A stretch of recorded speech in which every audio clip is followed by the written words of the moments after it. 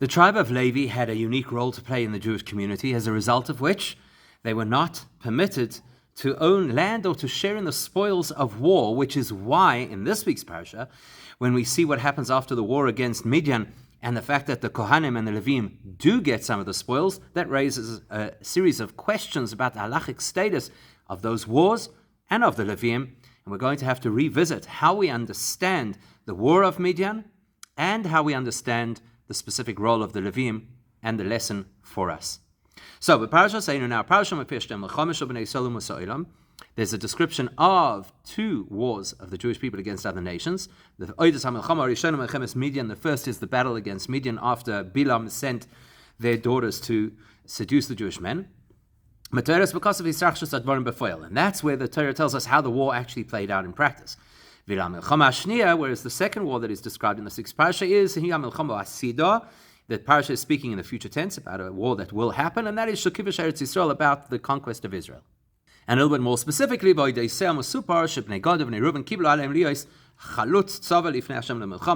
this is where the tribes of Gad and Reuven commit to be the pioneers leading the battle to conquer Eretz Yisrael. Now, you can see the distinction between these wars expressed clearly in the Psukim, because when it comes to the war against Midian, it is defined as a unique kind of war. Hashem, the Eibishter said, that this is a war for the Jewish people to take revenge against Midian. And therefore, the objective of the war was wipe out all the males as a retribution, for what they did against the Yidden. So therefore, in that context, it doesn't say anything. There's nothing in the context of that war that the Jews intended to then take over and settle in their cities. In fact, to the contrary, they had to destroy everything. The pasuk says, all of their cities, all of their settlements, they had to burn in fire. And then they took certain things as either captives or as spoils of war. The women, the children, and all of their wealth. So that tells you that the war of Midian is a war of vengeance. Whereas the wars that were going to be led by Gad and Reuven against the 7 occupying nations in Israel, even though from their perspective the purpose of this war was only to get rid of the enemies, because they were not going to live in the land that was being conquered in those wars, because their whole negotiation was to get land on the east bank of the Jordan. Nevertheless, regardless of their personal interest, the objective of the war was that the Jews should live and settle in the cities that they would conquer from those nations. The objective was to conquer Eretz Yisrael. As Bnei Gad and Bnei Reuven themselves said when they made their proposal to Moshe Rabbeinu, they said, we will lead the charge in front of the Jewish people until we bring the Jews to their rightful place in Eretz Yisrael. In other words, the goal is to take the land. Yes, Alkain. Not only that, but they said further, we won't return to our own homes until every Jewish person has been given their portion in the world, in the land of Eretz Yisrael. So now we know that there's two kinds of wars with two kinds of objectives. And the war of Midian was not a conquest of territory, in order that they should take the land of Midian into their possession and settle it. So with that in mind, hopefully that can give us insight to address a question the Ravad raises against the Rambam. In context of the halacha that says, Kol Shevet Levi, Muzharin, that the entire Shevet Levi are warned, that they may not inherit land in Eretz Yisrael, and likewise they may not share in any of the spoils of war at the time that the Jewish people are conquering those cities. So that's a halacha that the Rambam tells us. Shevet Levi does not get land, Shevet Levi does not get spoils of war. Then, the Rambam qualifies it and tells us, which territories are the Levim not allowed to have any portion in, or not allowed to have any spoils of war? The pieces of land that were promised in a special covenant to Avraham, Yitzchak, and Yaakov. Not only was it promised, they are sure of name, they are portions of land that the Jewish people inherited, then and split between the various shvatim. But a very important caveat that the Rambam writes, if there's any other territory at any other time in history that a Jewish king leads a campaign to capture, then with regards to that land and any spoils of those wars, the Kohanim and the Levim have equal opportunity like any other Jewish person. That's what the Rambam says. In other words, there's a distinction between the lands that were promised to us and any other expansionist war which kings were entitled to lead. On that, the Ravid asks a question based on our parasha. When it came time to conquer Midian, which, as we've already illustrated, is not for the purpose of territory, nevertheless, the Kohanim and the Levim did not share an equal piece of the booty with the rest of everybody else. It's just that there was a section of whatever that they had conquered, that they had to give to the Kohanim and Levim, and even that is of a mitzvah yosar kol yisborach. There was a direct special instruction from Hashem, not their, so to speak, natural rights to that money or to those assets. That indicates, says the Ravid, that even when you're conquering other land that is outside of the purvey of what was promised to Avraham, Yitzchak, and Yaakov, still the Kohanim and Levim are not able to share in those proceeds like an ordinary Jew. They don't get to inherit the land. They don't get a share of the spoils of war. So how could the Rambam tell us that it's only in the lands that were promised to Avraham, Yitzchak, and Yaakov that they don't have a share, when the story of Midian shows us they also don't have a share? They only get a donation of the total amount that was taken by the Jewish people. So the Kesef Mishnah tries to answer, but Kesef Mishnah Tiritz. But Sever Rabbeinu, the Rambam's view is actually the Adarabba, Misham Raya. Actually, the Rambam would prove his point from the Battle of Midian. How so? If you consider that any of the nations that they would have conquered in Eretz Yisrael and any of the lands that they would have taken, the Kohanim and Levim get zero, nothing at all. Whereas of a Midian and Natlu, and in the battle against Midian, they do get a portion of what the Yidden had taken. That is, the Midian, that's coming to illustrate that Midian came in because Midian is not one of the promised lands. And therefore is not restricted with the law that Kohanim and Levim may not have any of the possessions of that land. And from that we can extrapolate any other land that was not part of the original package deal that the Eibusha promised to Avraham, Yitzchak, and Yaakov. If a Jewish king leads a campaign to conquer them, then the Kohanim and Levim can share, because if they could share in Midian, they could certainly share there. You're going to ask, if that's the case, how come the Kohanim and Levim did not get an equal 1/12 share of the biza with everybody else? That's Gzeres HaKosev. So that's because that's what the Eibusha said in that particular context for Iros, and it was unique to that particular situation, and it should not reflect on other conquests. The Kesef Mishnah's argument really leaves a lot of room for questioning, because the Rambam is clear that whatever assets the Kohanim and the Levim got from the war of Midian was not considered spoils of war. The Rambam calls it Trumas HaMeches. It was a donation that was taxed onto the people, that they had to take everything, take 1/500th and split it between the Kohanim and Levim. Now,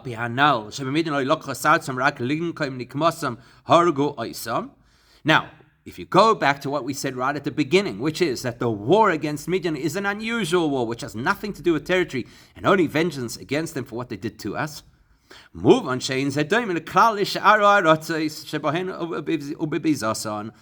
would answer the question that this is a war which is unlike any other war that has to do with territory or with spoils of war. Because in any other war that is not over a land that was promised to Avraham, Yitzchak, and Yaakov, Kohanim and Levim are like everybody else in the nation, and they get a piece of the action. But here, when the Rambam made that distinction between whether or not the Kohanim and Levim are entitled to a portion of what's been taken, that's only if the war was intended for taking territory. This is a different war with a different set of rules. As we've pointed out, the objective of this war is not to conquer the Midianite land and take it. The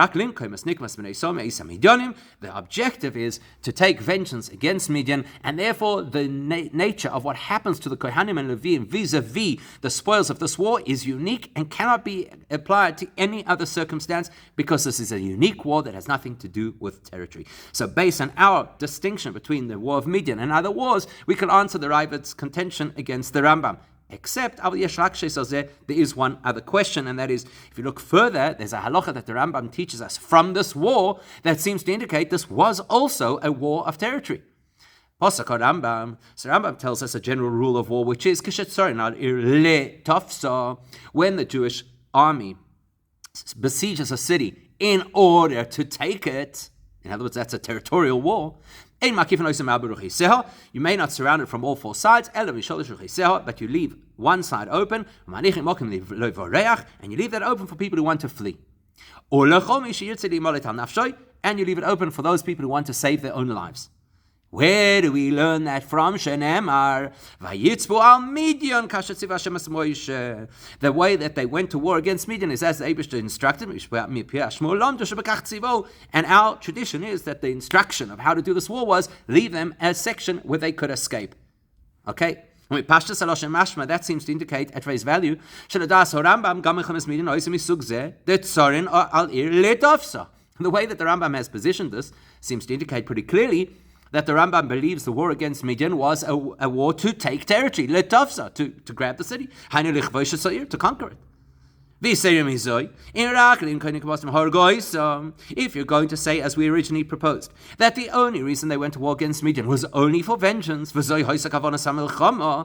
that is the objective of the war, well, if that is the objective of the war, why leave one area for them to escape? Surely that defeats the purpose of the war, which is to take vengeance against them. So if you're letting them escape, how are you taking vengeance against them? And therefore the Ragachava suggests, because now it seems that the Rambam is of the view that this is a territorial war, and if it is a territorial war, then why is it that the Kohanim and Levim do not get equal share of the spoils, seeing as it's not one of the lands that was promised to Avraham, Yitzchak, and Yaakov? So the Ragachava says, if you go look at the Sifri commenting on that word, Vayitzbu al Midian, so there are two opinions. One opinion says they taka besieged them from all sides, and the other says they left a side open. So Pligim says the Ragachava, the reason is because the debate between the sages in the Sifri, is this an ordinary war or specifically revenge war? Because an ordinary war, obviously you only surround them on three sides. Now, there is a logical reason to suggest that even if the objective is to wipe them out, you should still leave an escape route. Even if the war is intended to kill them, there's a logical reason to leave them an escape route, in other words, not to surround them on all four sides. Not because we want them to escape, but rather, as the Ramban tells us, when people are trapped, they're going to fight much harder. If they believe that they have an escape route, they won't fight as hard. Because if they believe that there is no possible escape, those who are besieged become very powerful or desperate, and there's the possibility then of more Jewish soldiers falling. So there's another logical suggestion why we should leave them an opening to get out of there, even if our objective is to kill them. Or if he said, parenthetically, we could say that might actually explain why the Rambam seems to say the same thing in two different ways. He says that in an ordinary war, we leave one side open so that if they need to run, they can. That's telling us, if you have a war like the war against Midian, you want to leave them that option that they could escape so they don't fight as hard as they might otherwise. And then the Rambam seems to repeat himself by saying, and anybody who wants to run to save their lives, that's the attitude that we take to a different war where the objective is to take the territory, not kill all of the people, and therefore we want to practically give them a place that they can actually escape, not just psychologically believe that they have a way out. So maybe that's the answer over here. So how the Rambam could learn out of a story that is not territorial, he could learn that we don't completely surround the enemy, doesn't yet answer the question about tafsa. Seeing as the Rambam did include this principle of how to besiege a town in the halacha of that when you want to grab a city, you don't completely surround, and he's referring to Midian, which means that the whole principle of not completely surrounding the enemy is something we derive from the Milchemes Midian. Mashma, that implies the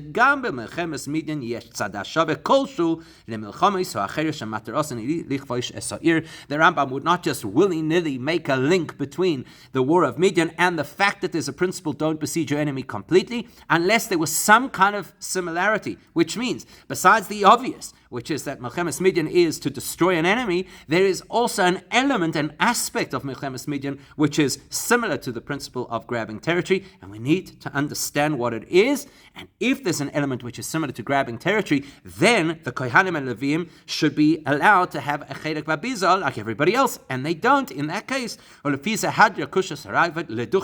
Ravid's question is in play again. Once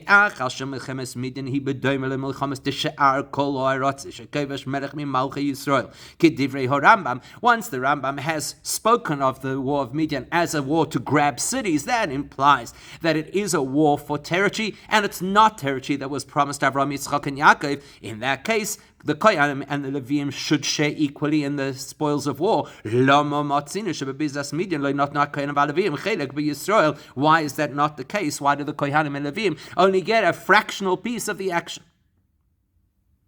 Therefore, we have to answer, we have to firstly clarify that as far as the Rambam is concerned, the war against Midian did have both of these objectives. It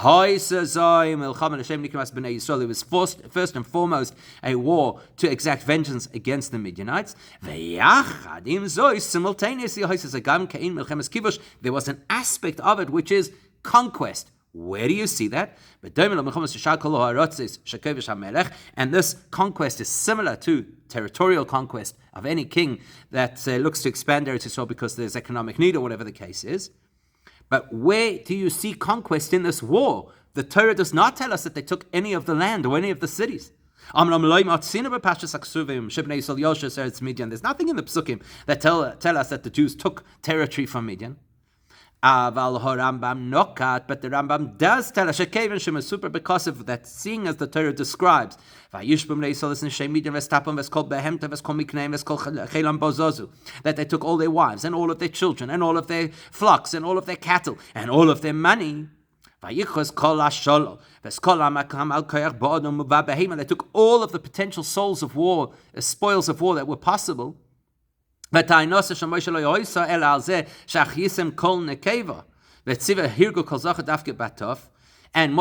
only took exception to the fact that they kept alive the women who were the cause of the problem in the first place.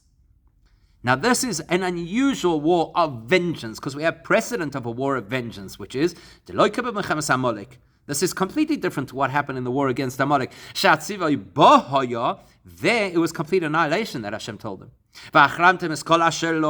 Destroy everything. All of this is David just speaking to Shmuel, speaking to Shaul.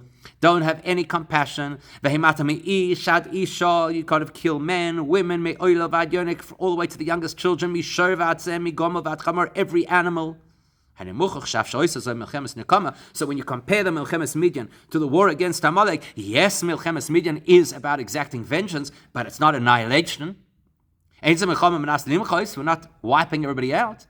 And so it has an aspect of it which is similar to a territorial war. What's the objective of a territorial war? We're going to grab land. Here we're going to take assets. So because it has some similarity to a territorially expansionist war, therefore when it comes to the halacha of whether you completely besiege your enemy, do we have to only surround from 3 sides and leave an open side, or can we surround from all 4 sides? So you look at Midian and you see that here is a war where the instruction is not to wipe everybody out. Therefore, the perspective of the Rambam is obviously that means you've got to leave an escape route. Otherwise, we would have been told to kill everybody. Now, if in Midian, which is a vengeance war, we're supposed to leave an open side for them to potentially escape, we could certainly extrapolate to other wars, Shehin Hashem Kibush Mamish, where the objective is not to kill the people, but only to take the land. Then for sure, if you are now going to encamp around a city to grab it, he wasn't saying that Midian is a city grab. He was saying in Midian we keep people alive or give them the option to stay alive. Kalva Chomer, in a land grab, you for sure leave a way for people to stay alive, and you don't completely besiege them on all four sides. Whereas on the other hand, but let's remember that the primary reason for this war is vengeance against Midian. To wipe out the men and all women who are marriageable age. And the objective is not conquest, which means to add to the assets of the conqueror, to add land or to add movable assets. Because that's not the goal and objective of the war. Therefore,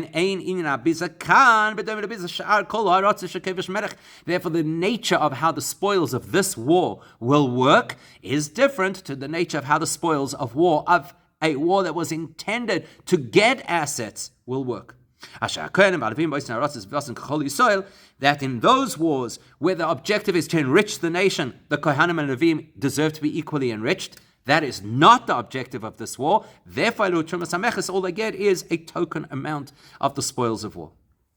Okay, then you have to ask a different question. If this is true, if the driving reason for this war is to take revenge against Midian, so then why did the Kohanim and Levim get anything? Why should you be giving anything to the Kohanim and Levim? This is not a war which is about enriching the nation. When you enrich the nation, you have to give to them. That's not the objective of this war. So for Yuvan to understand that, back to Midian, we have to observe something else which is unique about the war against Midian, and that is who fought in the war. When Moshe Rabbeinu is told that you have to take every shevet to participate in the war against Midian, from that, Rabbi Akiva in the Sifri tells us, Lehavi es shivtoi shel Levi, the Torah is illustrating over here that even Shevet Levi has to participate in this war, which is unusual. Shevet Levi were on the battlefield in Mechemes Midian. Doesn't normally happen. The Rogatchover takes us back to the debate in the Sifri. Im Shevet Levi or have a gamkin b'Midian.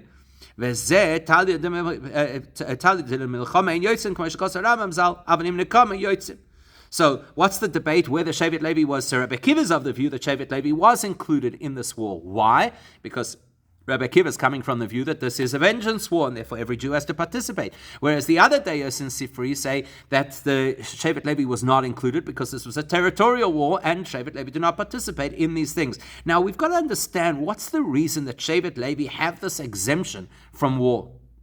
The reason why Shevet Levi do not participate in war, the Rambam tells us, because of a Rambam, it's because Shevet Levi was separated from the ordinary experiences of this world, and therefore they do not wage war like the rest of the nation. Okay, that sounds like an axiom. So if that's the axiom, these are special holy individuals who don't go to war. So why would they participate in this war? Yes, it's a different war. Yes, it's about vengeance of the Jewish people. But Shevet Levi are special individuals. They're completely dedicated to holiness. Why should they participate in the war? So once we understand the nature of this war, it's a no-brainer why Shevet Levi participate. Why was Shevet Levi separated from the rest of the Jewish nation? Hashem, to serve the Eibishter, to show the Jewish people how they should behave, how they should align with what the Eibishter wants.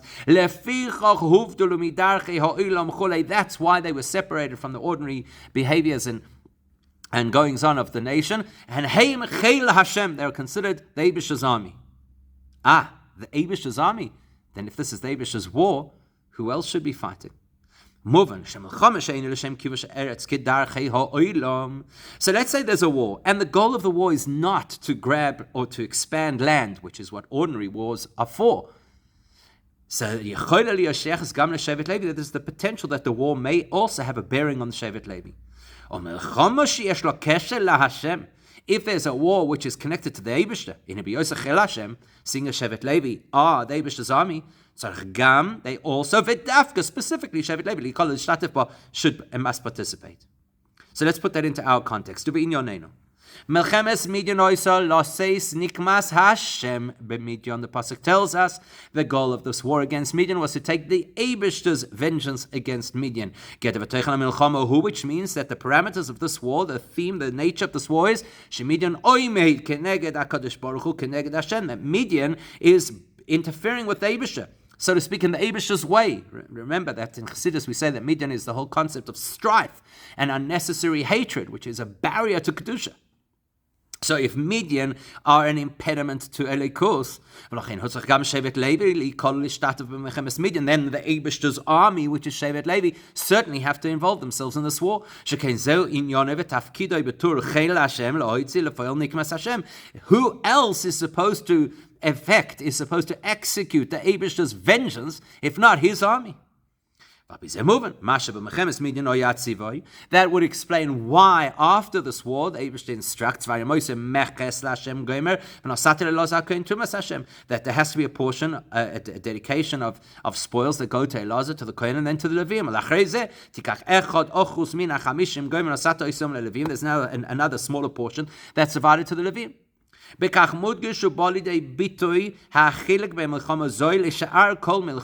the Torah is illustrating the major distinction between this and ordinary wars. This war is not because we want the spoils. The purpose of this war is to take the Eibishter's vengeance against the people of Midian who are an impediment to godliness. Therefore, the spoils, both human and animal, has to also have a segment which is separated, and more importantly, has to be elevated, and given to Elazar and the Levim, who are the Eibishter's army, who were pivotal for this war. Still, there's a question we have to understand. This principle that Shevet Levi do not participate in war, is something that the Rambam quotes in context of the other halacha that the Levim do not get a portion of the land and they do not get a portion of the spoils of war. And that is only, as we've mentioned, the lands that were promised to Avraham, Yitzchak, Yaakov, whereas it does not apply to other lands. And here is the exact expression that the Rambam uses.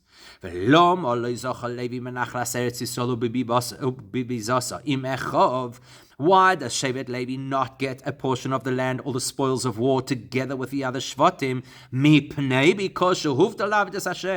Because he, Shevet Levi, was separated to serve the Eibishter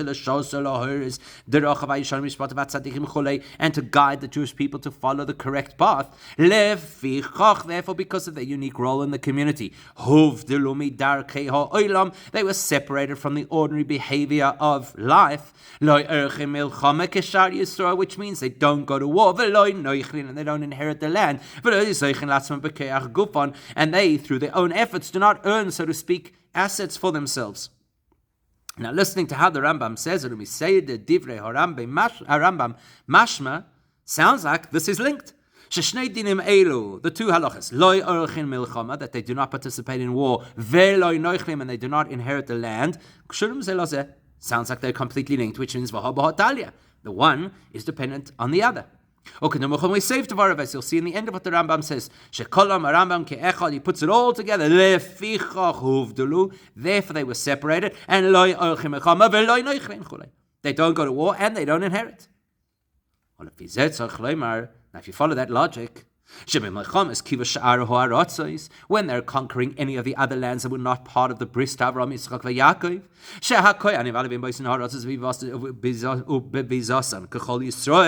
where the rights to those spoils for the Kohanim and Levim is the same as anybody else. So then, if they have equal rights to the spoils, they can, or probably they're required, to be part of the milchama, because you get the spoils when you fight the war.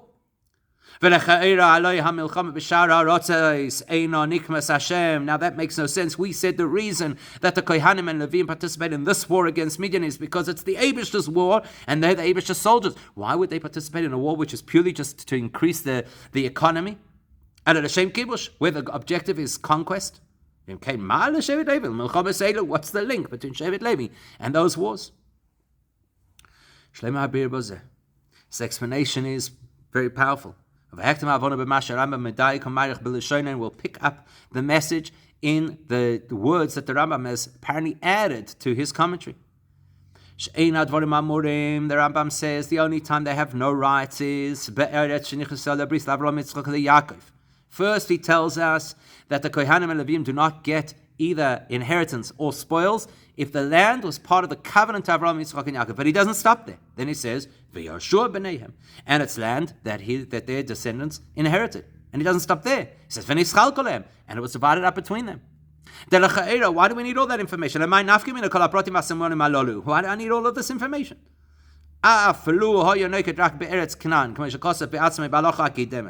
Had the Rambam kept it simple, as he did in the preceding halacha, and said, if it's a conquest of Eretz Canaan, then we'd know. We know exactly what he's talking about.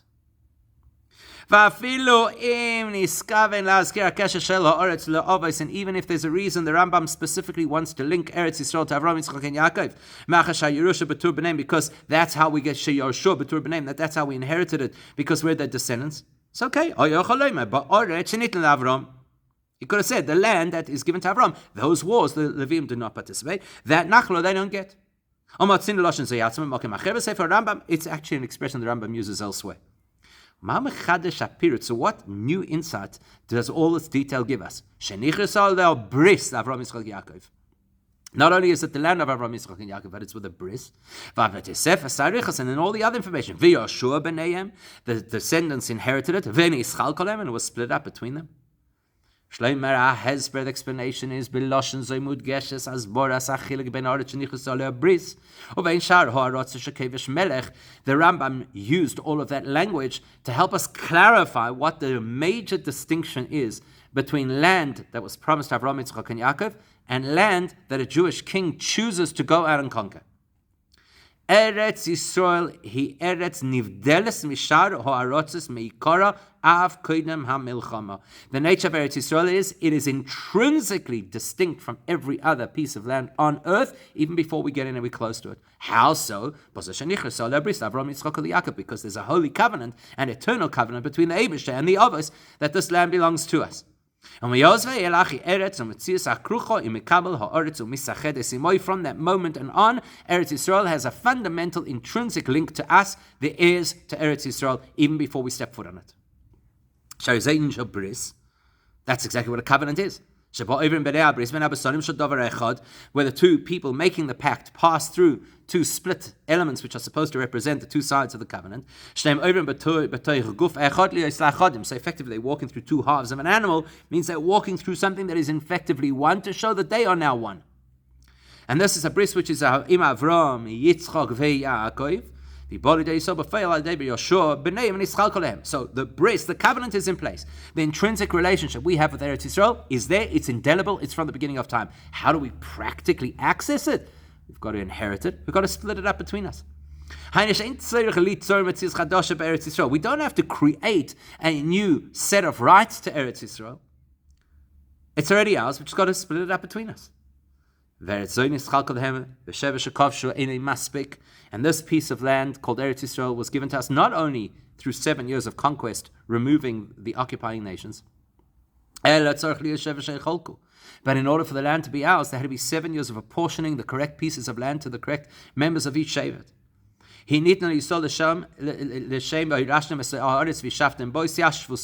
Why was this land given to us? For us to settle this. Until everybody's settled in, we haven't really achieved the objective.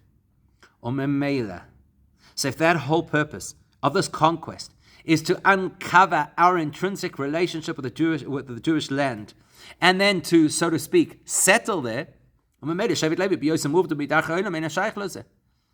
Levi, who's not part and parcel of normal, ordinary life, is not part of this particular process. But any other time that there's a conquest by a Jewish king of a piece of land that was not part of the original footprint of Eretz Yisrael, even though the halacha is, after that conquest, that piece of land becomes Eretz Yisrael 100% as if Yeshua had conquered it. But that didn't have to happen. We didn't have to have that piece of land. We didn't have an intrinsic connection to that piece of land. What happened was, the king went to war against other nations, not because we have a land and now we need to get hold of it and settle there, but because we need to expand Eretz Yisrael for economic reasons, or because the king wants to expand his portfolio. And the king's greatness will in turn be an advert of the Eibishter's greatness. You're taking ordinary land and making it holy. Shevet Levi has a big role to play in that. You're trying to make this the Eibishter's land, but Turchel Hashem, the Eibishter's army, has to be there. And that carries a really powerful lesson for each of us. Any Jewish person who commits themselves to be like a Levi. As the Rebbe very frequently quotes what the Rambam writes halachically, that the kind of dedication of Shevet Levi available to everybody. The Rambam says not only Shevet Levi, every single person who had the spirit of commitment and dedication. And he had the wisdom to separate from the rest of the world and to be dedicated to the Eibishter. And the becomes the holiest of the holy. And the Eibishter becomes his portion, as was the access of Kohanim and Leviim. So somebody does this. They completely dedicate themselves to the Eibishter, as we should. And then, you could say to himself, because I've chosen a path which separates me from the ordinary things of this world to be completely dedicated to the Eibishter, and I'm standing here ready to serve the Eibishter. What do I have to get involved with the world for? That's exactly what I'm trying to get away from. I want to have this relationship and connection to Hashem. Therefore, the Torah tells us, because you belong to Shevet Levi, and you volunteered to be Shevet Levi. You are connected, not only are you connected to the world, you have a unique role to play in the world. You have a pivotal role to play in fighting the Midians of this world. To neutralize whatever forces impede Elikus in this world. What does that mean? What does it mean personally? That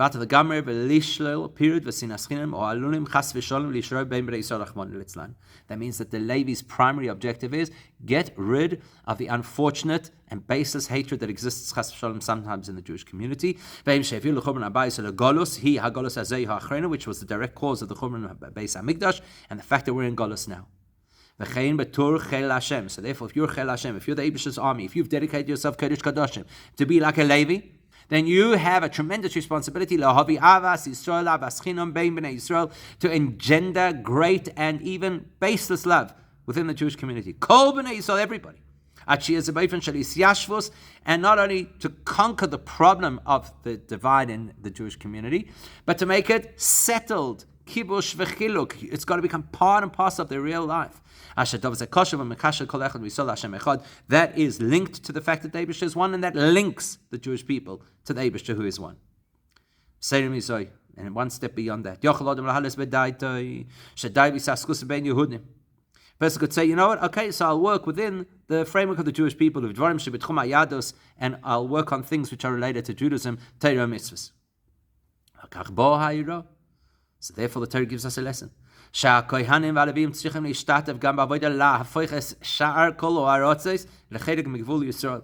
Kohanim and Levim are drafted to the army which is going to conquer parts of the world that are antithetical to Judaism to make them holy. Which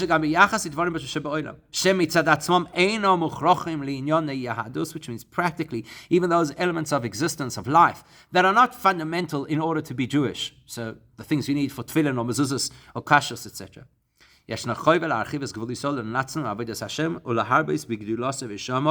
Our responsibility is to expand outwards and to bring godliness into everything that exists in the world, even those things that don't have a vital role to play in Kedusha. We find a role to play in Kedusha. That helps us to speed up the neutralizing of the Golus. The best way to get rid of the Golus, obviously, is to get rid of the source of the Golus, which was our miscreant behavior. And immediately will be redeemed in the ultimate and absolute Geula. When the Jewish people will have the full borders that are biblically promised us in Eretz Yisrael. And not only that, the prophecy says at that time, we'll even expand the borders of Eretz Yisrael further out, even to conquer the lands that Avraham Avinu was not yet given access to, and Yeshua was unable to conquer. And even beyond that, as the Medrash tells us, that Eretz Yisrael will spread and cover the entire world, which will happen with the coming of Mashiach, should happen immediately.